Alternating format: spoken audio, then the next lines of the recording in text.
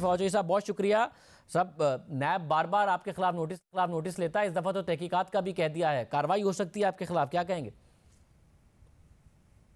नहीं, मेरा ख्याल है कि वो प्रॉपरली जो प्रोग्राम था शायद उसको वैल्यूएट नहीं हुआ या बात नहीं सुनी। मेरा तो नैब की जो फंक्शंस हैं उनसे कोई ताल्लुक ही नहीं था।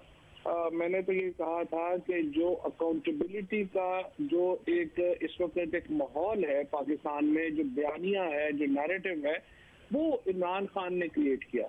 और पहले इमरान खान से पहले तो ये बात आम हो गई थी कि जी लगाता है, अगर खाता है तो लगाता भी तो है ना।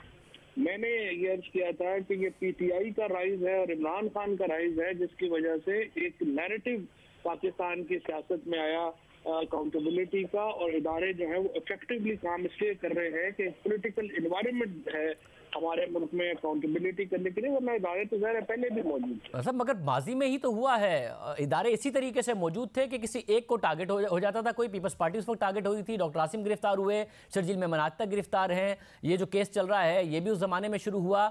नून लीग के ज़माने में ही नून लीग ज़ेर ताब आ गई, तो फिर आहद चीमा, 56 केसेस, कंपनीज के केसेस, वो सारे के सारे शुरू हो गए थे। माजी में भी इसी तरीके से नैब इस्तेमाल हुआ करता था। और आप कह रहे हैं कि इनके बारे में तो मशहूर हो गया था कि खाता है तो लगाता भी है। सब आजकल मशहूर हो गया है कि अगर ये खाता नहीं है तो फिर लगाता क्यों नहीं है? बात यह है कि ये जो आपने बात की है ना कि ये सारे जो आहद चीमा, शहबाज शरीफ वगैरह, ये तो ज़ाहिर है कि उसके बाद हुआ ना कि जब इमरान खान का राइज हुआ पॉलिटिक्स में।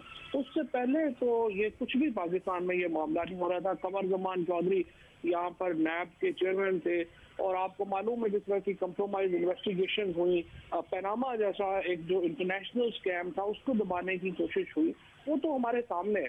तो जो पीटीआई की एक पूरी जदोजहद थी, इमरान खान का जो एक पूरा नैरेटिव था, वो पाकिस्तान में राइज हुआ है।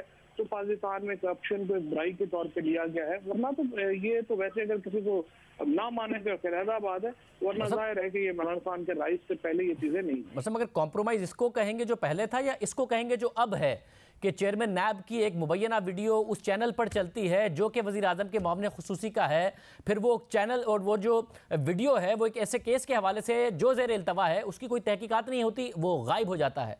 चेयरमैन नैब का एक इंटरव्यू आता है जिसमें वो कहते हैं कि हुकूमत का मुझ पर दबाव है, बाबर एवान के, फिरदौस आशिक एवान के हवाले से। फिर उस इंटरव्यू का कुछ नहीं होता, कोई तहकीकात नहीं होती। तो कॉम्प्रोमाइज़ वो था, या अब कहेंगे कि चेयरमैन नैब कॉम्प्रोमाइज़ हो गए हैं और हुकूमती केसेस के हवाले से बाकायदा तौर पर कह रहे हैं और कोई नोटिस नहीं होता, कोई एक्शन नहीं होता? देखिए, पहली बात तो ये है कि केसेस चाहे बाबर अवान पे हो, फिरदौस आशिक अवान पे हो, या ये सारे PMLN वगैरह के ऊपर हो, कोई भी जो केस है वो हमारा बनाया हुआ नहीं। ये सारे वो केसेस हैं जो या तो नवाज शरीफ और पीपल्स पार्टी के दौर में बने, या फिर इनको सुप्रीम कोर्ट में ये केसेस गए और उन्होंने बनाए। लिहाजा ये कहना कि इनमें से किसी से ताल्लुक भी हमसे है, वो एक बिल्कुल जो है वो लायानी बात है। ऐसा मगर आप कह रहे हैं कि इमरान खान साहब ने फिजा बनाई, मादत के साथ ये फिजा तो हमेशा थी इस मुल्क में 90 की दहाई से लेके अब तक, कि अपोजिशन के खिलाफ केसेस हों और हुकूमत के खिलाफ केसेस स्लो हों या ना हों। तो अभी भी यही है कि आपके वज़रा और लोगों के खिलाफ केसेस स्लो हैं, नहीं आगे बढ़ रहा है, और हुकूमत के खिलाफ और अपोजिशन के खिलाफ तेजी से आगे बढ़े, तो हमेशा से था। हुकूमती केस कोई भी स्लो नहीं है। जो नवाज शरीफ साहब का केस था उसको कंक्लूड होने में 3 साल लगे। अब ये आपकी बात जो है वो अलहदा, इस बात के ऊपर यकीनन मैं तो इसके हक में हूँ कि ये केसेस जो हैं ये सारे जल्दी चलने चाहिए। नैब का अपने कानून में टाइम दिया गया हुआ है कि इसको आप जल्दी जो है वो चलाएंगे। एंटी टेररिज्म के केसेस हमारे यहाँ सालों पड़े रहते हैं, वो नहीं चलते। ये तो चूंकि मसला ये है, इसके ऊपर इतनी गुफ्तगू इसलिए हो रही है, बड़े लोग इन्वॉल्व हैं। यानी आप परेशान नहीं है, फिर कोई परेशानी नहीं है आपको अगर नैब तहकीकात करता है आपके बयान के हवाले से?